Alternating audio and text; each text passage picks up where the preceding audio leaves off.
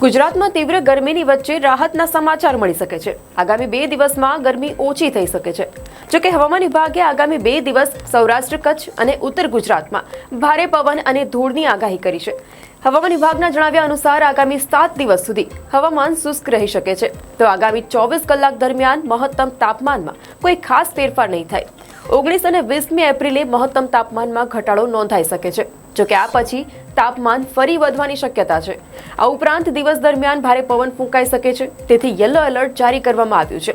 તો દક્ષિણ ગુજરાતના દરિયાકાંઠાના વિસ્તારોમાં માછીમારો માટે પણ એલર્ટ જારી કરવામાં આવ્યું છે।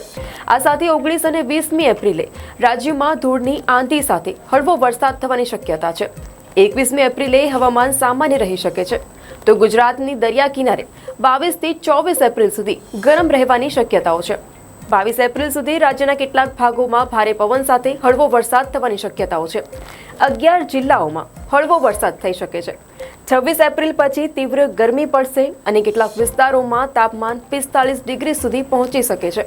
એપ્રિલ મહિનામાં હવામાન વારંવાર બદલાશે। રાજ્યમાં પવનો જોરદાર રહેશે, જેને કારણે જૂનાગઢ અને અમરેલી સહિત સૌરાષ્ટ્રમાં તાપમાન 42 ડિગ્રી સેલ્સિયસ સુધી પહોંચી શકે છે।